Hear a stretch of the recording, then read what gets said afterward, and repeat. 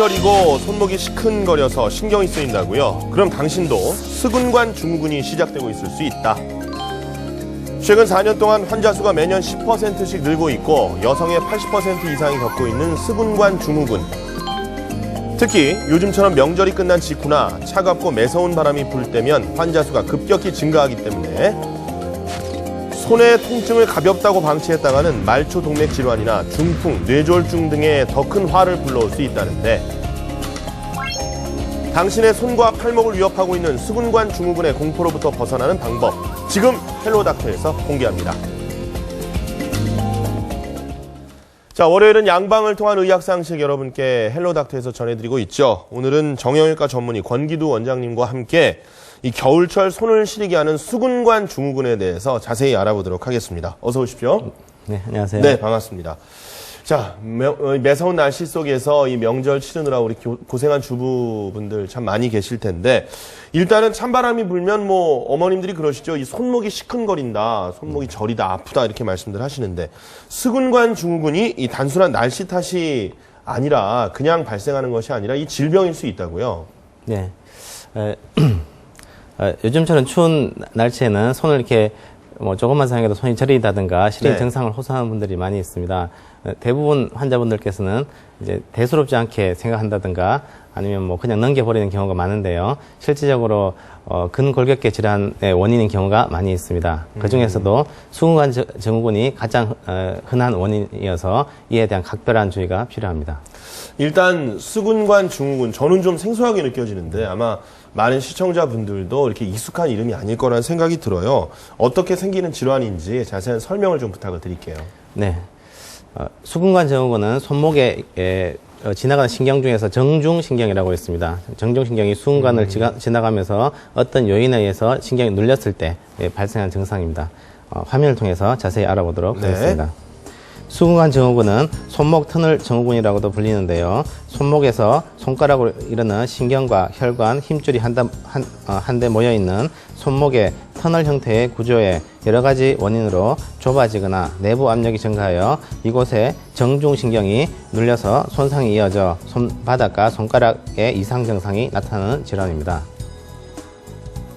자, 저렇게 화면에서 우리가 본 것처럼 그러니까 손목에 이 혈관이 좁아져서 손목이 시큰거리고 저리는 증상이 나타나게 되는 건가요?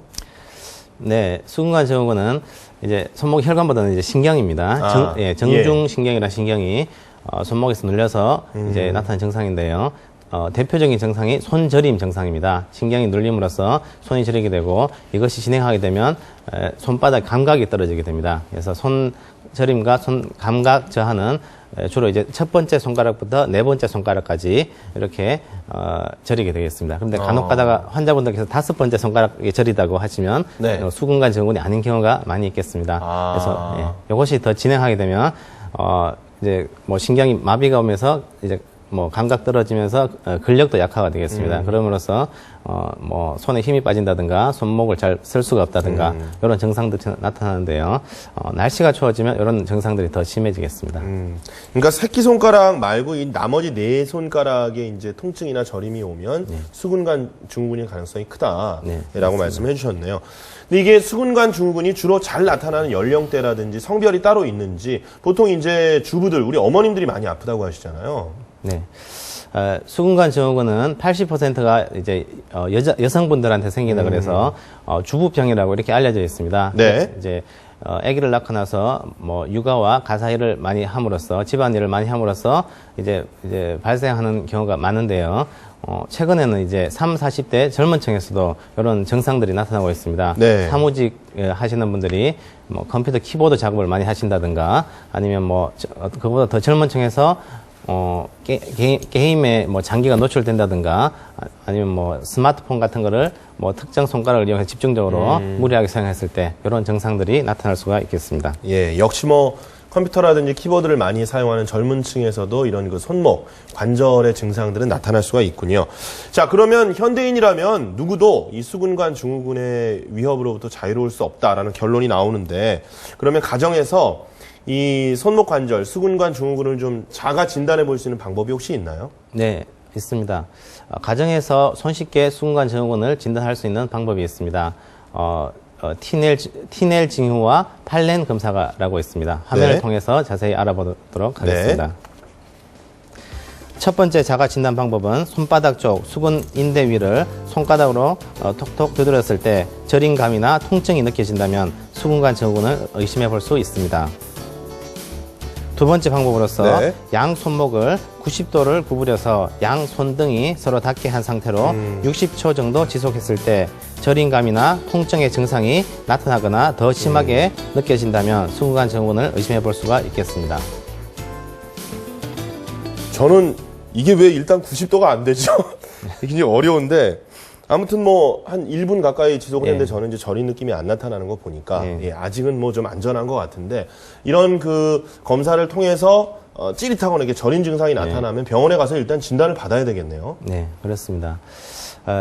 초기에는 이렇게 손이 저리지만 이게 더 진행하게 되면 손에 감각이 떨어진다든가 손에 힘이 빠진다든가 이렇게 된다면 이제 요 병이 훨씬 더 진행한 거라고 볼 수가 있습니다. 그래서 조기에 진단해서 치료하는 것이 무엇보다 중요하겠습니다. 병원에서 네. 어떤 검사가 이루어지는지 살펴보도록 하겠습니다. 네, 화면 보죠. 네.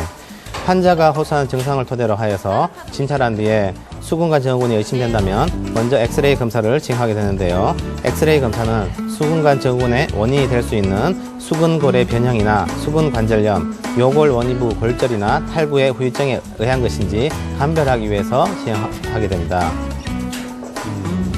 네. 그 다음으로 이제 수근관 증후군이 이제 거의 이제 의심이 된다면 네. CT나 초음파, MRI 이런 검사들을 하게 되는데요. 수근관 내부에 정확한 해부학적 구조의 변화가 있는지 알아보기 위해서입니다.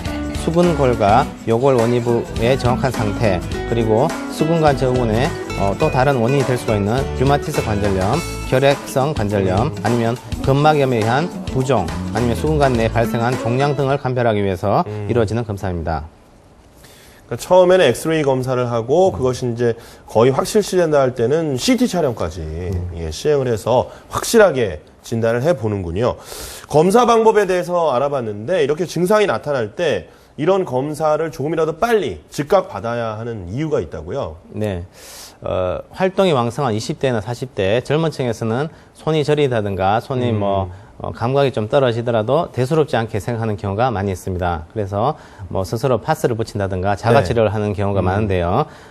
대부분의 손 저림 증상은 뭐 심각한 결과를 초래하거나 그러지 않은 경우가 대부분입니다. 네. 하지만 간혹 가다가 심각한 결과를 초래할 수 있는 그런 원인들이 에 의한 손저림이 있을 수가 있습니다. 예를 들자면, 중풍이 있다든가, 아니면, 뇌졸중 초기가 있다든가, 아니면, 손가락이나 손목에 혈관이, 동맥이 좁아지는 말초 혈관 질환, 이런 것들이 있을 때, 손저림 증상은 심각한 결과를 초래할 수가 있습니다. 그래서 이런 것들을 감별하기 위해서라도, 정확한 진단과 치료를 하는 것이 좋겠습니다.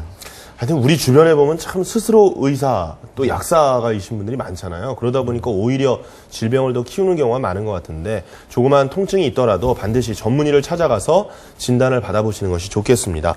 자, 손목의 이상 신호를 앞으로는 절대 얕봐서는 안 될 것 같고요. 자, 수근관 증후군이 생기게 되면 그러면 이제 진단 후에 어떤 치료가 이루어지게 되는지 궁금하네요. 네. 수근관 증후군의 원인이 무리하게 손을 많이 사용해서 생기는 거기 때문에 가능하면 손을 사용하지 않는 것이 좋겠습니다. 그리고 초기 이제 증상이 가볍거나 발병 초기에는 약물 치료라든지 간단한 물리 치료로서 완치가 가능하겠습니다. 병원에서 어떠한 물리 치료가 이루어지는지 보도록 하겠습니다. 네. 가장 많이 사용되고 있는 이제 물리 치료로서 전기 치료 방법이 있는데요. 신경, 근육, 전기 자극 치료는 말초 신경계가 유지되어 있는 근육의 근수축을 유발하여 치료적인 효과를 얻는 것을 의미하며 근력 및 근지구력 증가, 기능적 전기 자극, 경직의 조절, 관절 운동 범위 증가 등을 위해서 사용됩니다. 저렇게 자극을 계속 주나요? 네.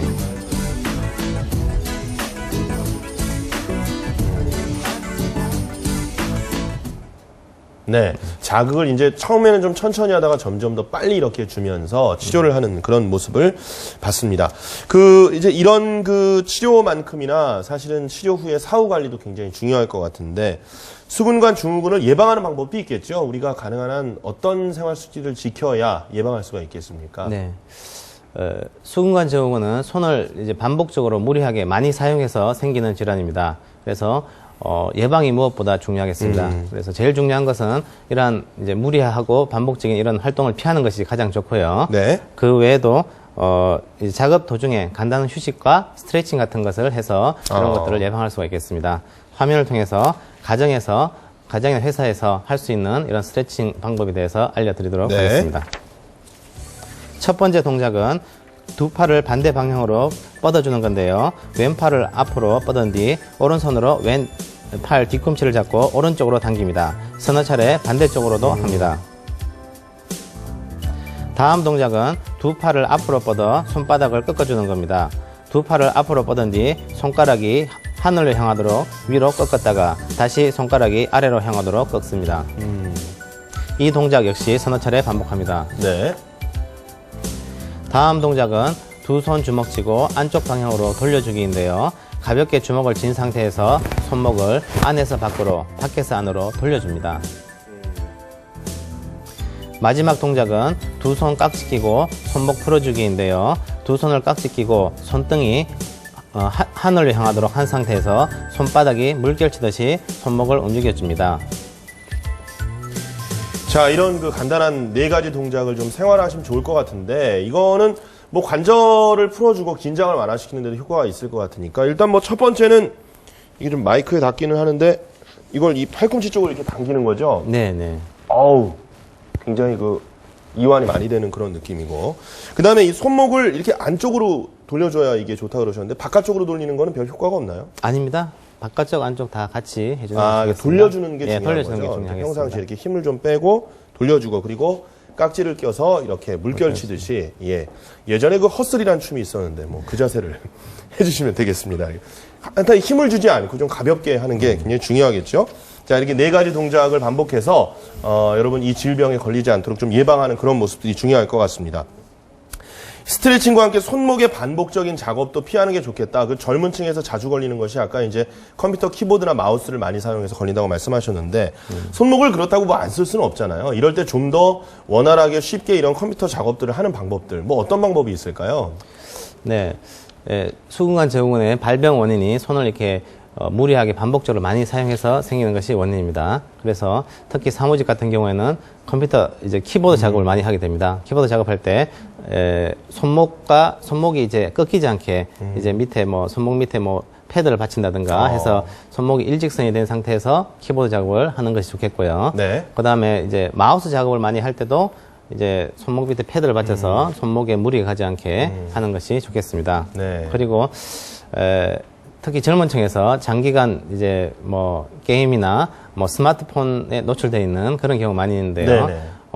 그런 것도 가능하면 피하는 것이 좋고, 이제 하더라도 이제 너무 장기간 하게 되면 중간중간에 좀 쉬었다가 스트레칭도 하기도 하고, 네. 그래도 통증이 있다든가 그러면 뜨거운 찜질 같은 거 그런 걸 통해서 이제 예방할 수가 있겠습니다. 우리가 왜 운동을 건강하기 위해서 하는데 부작용이 나타나는 게, 저도 이제 역기라든지 이런 아령을 좀 들다 보면 손목이 막 뻐근해지고 무리가 가는 경우가 있거든요. 자칫 인대가 상했다 이런 그 사람들도 주변에서 들을 수가 있는데, 이런 운동도 역시 조심해야 되겠죠. 이런 증후군을 예방하기 위해서는. 네. 그러니까 자기 몸에 맞는 운동을 해야 됩니다. 그러니까 자기가 처음에 훈련이 안 된 상태에서 갑자기 너무 무거운 걸 든다든가 그러면 이제 손목 관절이나 다른 관절도 마찬가지지만 평소에 이제 훈련이 안 된 상태에서는 인대도 약해져 있는 상태입니다. 네. 그래서 그걸 강하게 하기 위해서는 평소에 이제 적당한 자기 몸에 맞는 운동을 충분히 한 다음에 서서히 이제 운동량을 늘려나가는 게 좋겠습니다. 손목 관절이나 여러 관절에 부하가 걸리지 않는 상태에서 건강한 운동을 하시는 것이 또 중요하겠습니다. 자, 오늘 손과 팔목이 시려오는 수근관 증후군에 대해서 예방과 치료까지 자세히 알아봤습니다. 권기두 선생님과 함께했습니다. 고맙습니다. 네, 고맙습니다.